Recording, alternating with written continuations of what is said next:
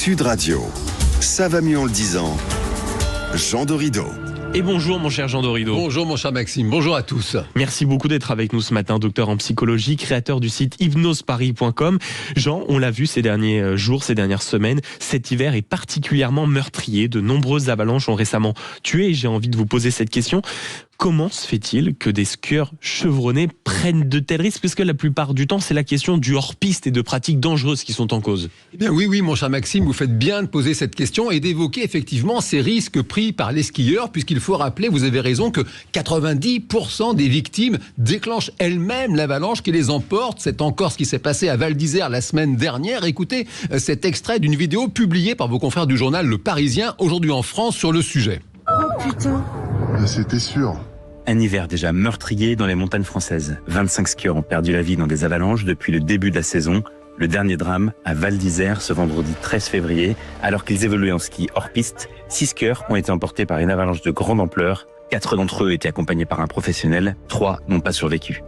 Alors vous l'avez entendu, 25 personnes ont déjà trouvé la mort cet hiver. C'est autant que la moyenne annuelle traditionnelle, sauf que nous ne sommes que le 21 février. Alors pourquoi ces skieurs chevronnés se mettent-ils en danger et sortent en hors-piste par des risques d'avalanche de 4 sur 5 ou même de 5 sur 5 ? Eh bien, ils sont tout simplement piégés par leur cerveau qui commet de graves erreurs d'appréciation. Il y a d'abord ce que les psychologues appellent l'illusion de compétence. Plus une personne maîtrise un environnement dangereux, ce qui est le cas des skieurs expérimentés, plus elle croit en comprendre les règles, y compris celles qui échappent à tout contrôle humain et ne fonctionnent que selon le hasard. Il y a également ce que l'on nomme l'habituation au danger. Un skieur qui a déjà traversé des situations risquées sans incident voit mécaniquement son seuil d'alerte diminuer progressivement. Enfin, il y a ce que l'immense psychologue américain Kurt Lewin appelait l'effet de gel. Alors l'effet de gel, rien à voir avec la neige. En fait, cela décrit le processus par lequel, lorsque vous avez programmé une activité, comme par exemple une sortie à ski en hors-piste, eh bien, il est très difficile de renoncer à cette prise de décision, même si les conditions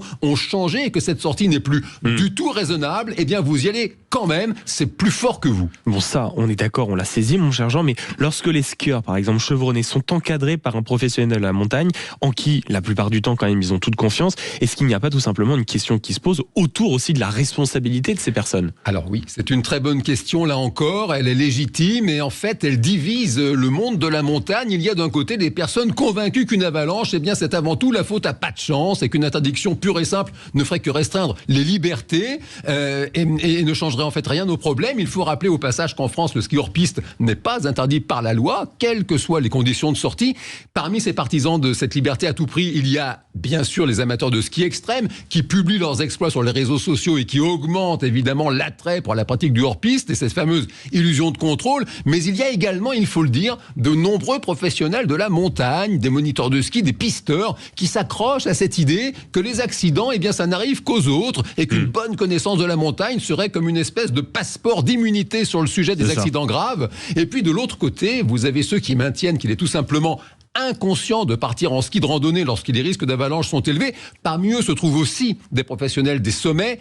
Écoutez par exemple Monsieur Blaise Agresti, l'ancien patron du PGHM, le peloton de gendarmerie de haute montagne qui assure les sauvetages en hélico. Il est interviewé par vos confrères du Parisien aujourd'hui en France. La communauté montagnarde d'aujourd'hui, elle meurt de ses silences. À force de dire un pisteur s'est fait avoir dans tel endroit, c'est pas grave, c'est la faute à pas de chance, c'était pas prévisible.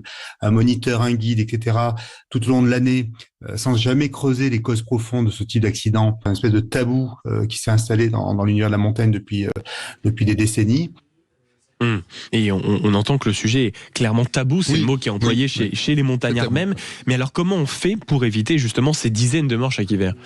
Eh bien alors, il est urgent de former précisément les professionnels du secteur à la prise de décision, car toutes les études sur le sujet montrent que le facteur humain reste le prédicteur majeur des risques d'accident. L'erreur d'appréciation est au cœur du problème. Le cerveau est bourré de biais qui le rendent littéralement aveugle à des champs entiers d'analyse. Et paradoxalement, cela ne s'arrange pas avec l'expérience, puisque la personne se dit que si elle est encore de ce monde, c'est que son jugement est fiable, alors qu'en fait, elle a tout juste eu énormément de chance.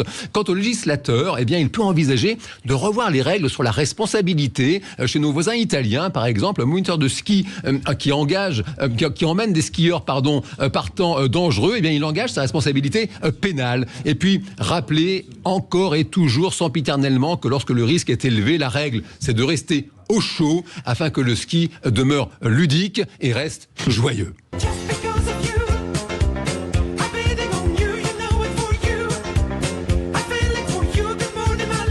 Toujours rester prudent, en effet, c'est la base. Merci beaucoup, mon cher Jean Doridou. On reconnaît la fameuse bande originale des bronzés fonds du ski. Ça aussi, c'est culte. Merci, mon cher Jean, d'avoir été avec nous ce matin. Il y a de la magie en vous. C'est votre livre publié chez Duno. Et on se retrouve naturellement la semaine prochaine. Merci.